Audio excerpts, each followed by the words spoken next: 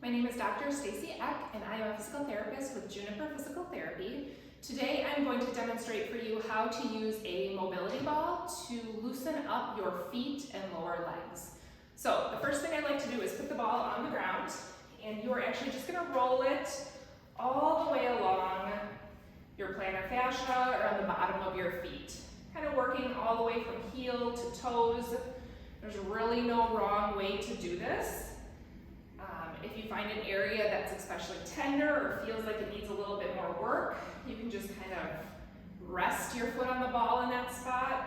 You can kind of wiggle your toes to do a little bit of active release. So along with rolling front to back, you also want to just spend a little bit of time rolling side to side. So again, you want to hit the bottom of the foot in all directions to really loosen it up. Then what you're going to do is you're going to put the ball right underneath the ball of your foot. You can rest your heel on the ground, and then from here you just want to kind of wiggle your toes. This is a great way to loosen up those joints of your toes, kind of get a little bit of movement and blood flow to this area. Again, you can roll the ball side to side to help loosen that up.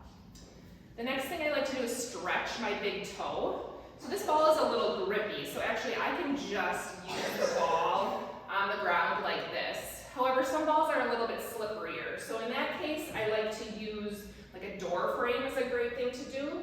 So you put the ball against the door frame, and then you would put your big toe up on that ball, and that way the door frame holds the ball in place. And then if you need a little bit more stretch, you can actually lunge, stand up and lunge into it a little bit to really stretch that big toe. Next, I like to use the ball to loosen up my calf. So you're going to take the ball, you're going to put it underneath your calf, and you're just going to, this one, kind of roll it up and down, side to side, until you find a spot that really feels like it needs it. And again, go ahead and take a minute to just sit on that spot. You can move your ankle around, kind of help actively loosen that up. But you want to spend 2 or 3 minutes or so on your calf. Your calf muscles work hard all day long, walking, running, standing. So it feels really good to kind of loosen them up at the end of the day using this ball. And then finally, we want to bring a little bit of activation into your toes. So you want to make sure that the ball is between your heels, and that just allows for your ankles and feet to be in a nice neutral position.